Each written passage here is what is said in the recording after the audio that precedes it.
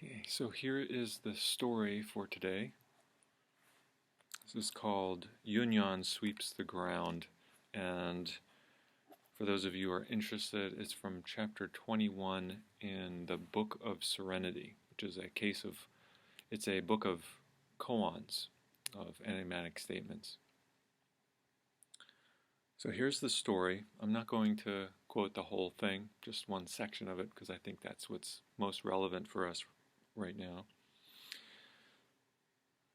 As Yunyan was sweeping the ground, Dao Wu said, "Too busy." Yunyan said, "You should know there is one who is not busy."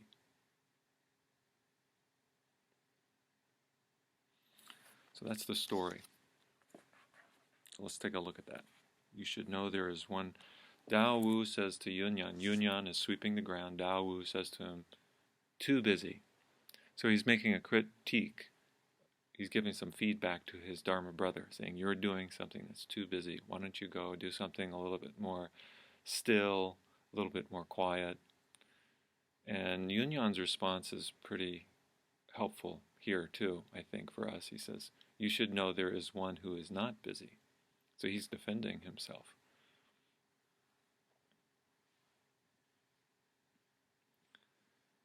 So there's two sides to this. One is, and there's two sides to our practice. One side is to be still, and the other side is to do activity, to be in activity. The Buddha attained enlightenment, and it took him several years to do that. But then once he attained it, he spent the remainder of his 40 years teaching. And that's the goal of Buddhism, is to end suffering. And so to just sit isn't enough. We have to do some kind of activity in the world that is healing for others. And yet at the same time, to just do activity is also not enough. We have to return to our cushion and rejuvenate ourselves. That's this koan in a nutshell. There's two halves of practice. There's the still part and then there's the active part. And you can't have one without the other. And sometimes we get lost in the activity. I think it's very easy in our culture to get lost in busyness and in activity. And it's easy to forget the stillness part.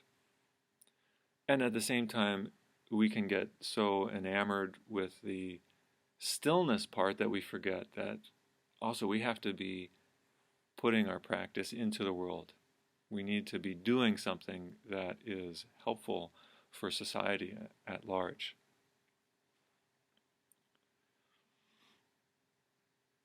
And in our culture, being busy, I think, is a particular problem because it means that you're important in some way. I think we associate busyness, I don't have any time for anything, meaning I'm important.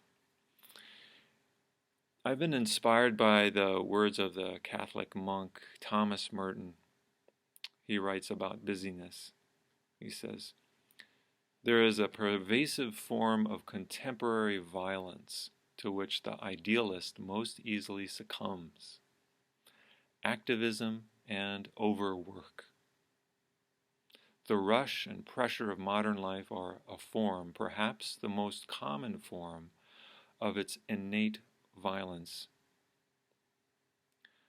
To allow oneself to be carried away by a multitude of conflicting concerns, to surrender to too many demands, to commit oneself to too many projects, to want to help everyone in everything, is to succumb to violence. The frenzy of our activism neutralizes our work for peace. It destroys our own inner capacity for peace. It destroys the fruitfulness of our own work, because it kills the root of inner wisdom, which makes work fruitful." So, Thomas Merton in the Christian tradition is pointing to something that I think Yunyan and Dao Wu are also in this story pointing to. The quality of our activity is really important. And even if we think we're doing something really good, there's lots of people we can look to, we can see people doing lots of activity around, say, for example, peace work, which is important work. But the quality of our work affects the work itself. And Thomas Merton says it can neutralize, if the quality of our work is poor, it will neutralize the good things that we're doing. In other words, it won't come to anything. So it's a really important statement. In Chinese, or actually, I'm sorry, in Japanese, the character used for the word busy is really illuminating. The left side of the character is for heart or mind, and the right side is it's like an arm blocking. So, and it means to forget. That part of the character means to forget. So literally, you put those two together, it means to forget what's most important to you. It's to forget yourself, to forget your own heart, or to forget your mind. That's what too busy means, in a very literal sense.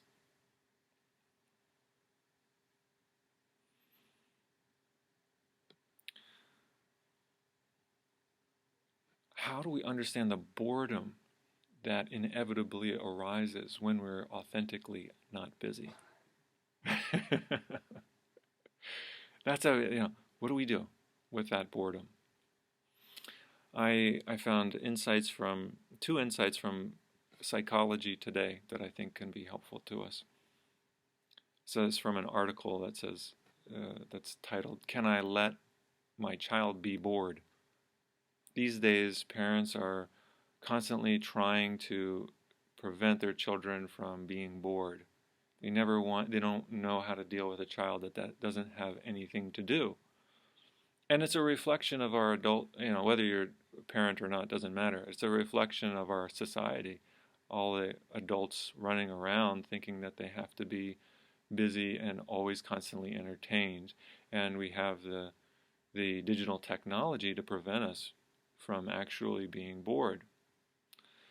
So there's two points I think that we can gain from being bored. One is that when we constantly fill our life with technology to prevent us from being bored, we allow our imagination to atrophy. So not trying to fill our time actually stimulates creativity. So if you need a reason for being bored, that's it. That's one of them anyways. Stimulate your own creativity. That's pretty awesome. We're meant, we are creative. We are the manifestation of creativity. And yet we let that, we atrophy that if we are constantly filling our time. The second is that we fear boredom because we fear being alone with ourself. And when we can notice that, hey, it's okay. I remember when I was training in Nebraska Zen Center with Nonin, and I mentioned to him feeling a sense of alone or loneliness, and I asked him, what do you do with that? What do you do with that kind of loneliness feeling? And he said, forgive my French here. He said, when I'm alone, I'm as happy as a pig in shit. So that may seem kind of vulgar to hear that, but when I sat with that statement, being happy as a pig in shit, I thought, wow, yeah, you can relish being alone. We have the capacity to relish being alone, and that brings us closer to who we are. Just being alone with ourselves. There's joy in that. And when we fill our time with stuff outside, so what we're doing is filling ourselves with stuff from outside. And being bored means being with yourself. It means just kind of settling with yourself. So if we continue to look to the outside for stimulation, we don't get that opportunity to be with ourselves. And then we learn to fear being with ourselves. So if you're looking for reasons for being bored, for being okay with bored, those are two: creativity and being okay being with yourself. So here's a question: can we remember the one who is not too busy? This is a poem I want to share with you from Ryokan. So a Japanese Zen master from the 17th, 18th century, wrote many poems. And a lot of them, I was surprised, you have to be in a certain mindset to take in Ryokan, because he can pull you down into his state of mind. He says, "I sit quietly, listening to the falling leaves, a lonely hut, a life of renunciation. The past has faded. Things are no longer remembered. My sleeve is wet with tears." Well, this is the other side of life. We can't always be happy, excited, stimulated. We can also have time for sadness.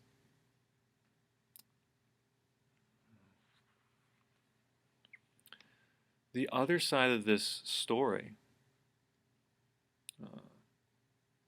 you should know the one who is not busy.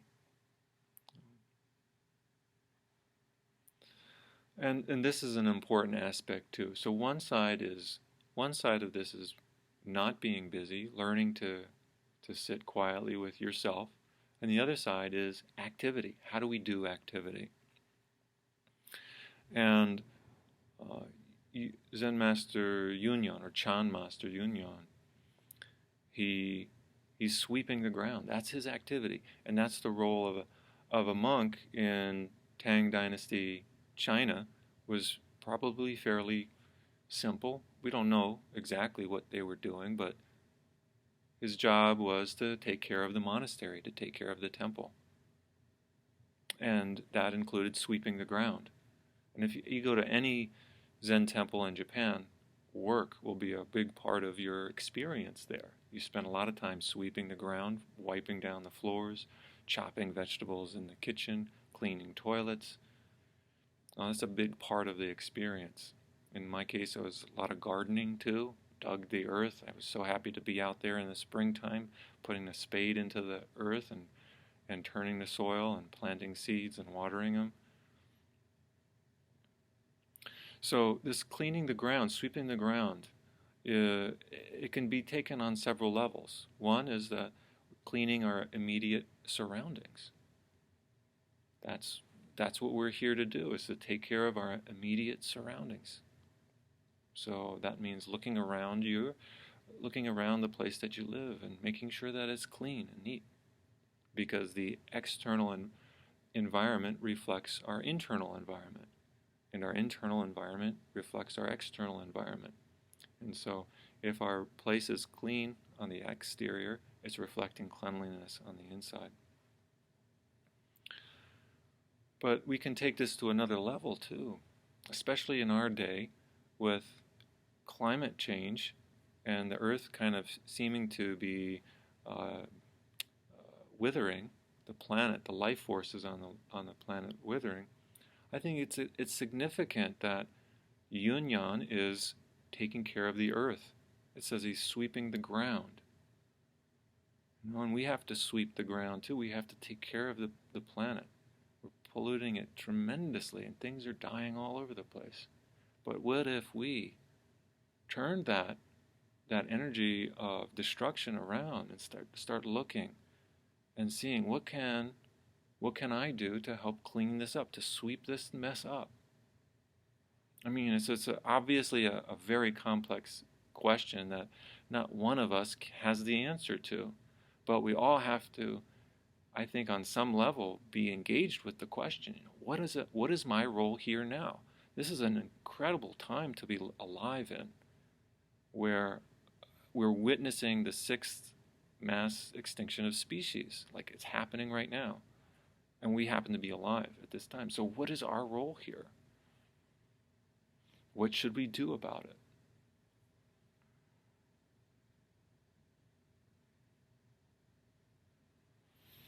So I want to,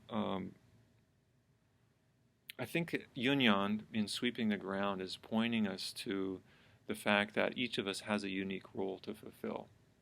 And when we're really awake in the present moment, we can see the opportunities that we have in front of us. We can see the choices we have in front of us. And we have the potential to change in any moment. So I would like to close with this short story from it's called The Activist's Tao Te Ching. This is the other half. This is the activity side of our practice. So this book was put together as a mirror, a present-day mirror to the Tao Te Ching. And this one centers on the theme of activism, being an activist. The chapter is 26, and it's called Distraction. The mind is like a stray dog in a whistler's convention. Distraction! Isn't that what our society is like feeding us? We eat distraction. The poor thing is summoned by a multitude of commands. Here, here, over here. We must be led by an internal compass that is unaffected by the myriad winds that rise to blow us here and there. Restless energy will weaken our efforts. Distractions will seem important, but will dissipate our energy. We don't have to leave ourselves to change the world. We only have to be ourselves.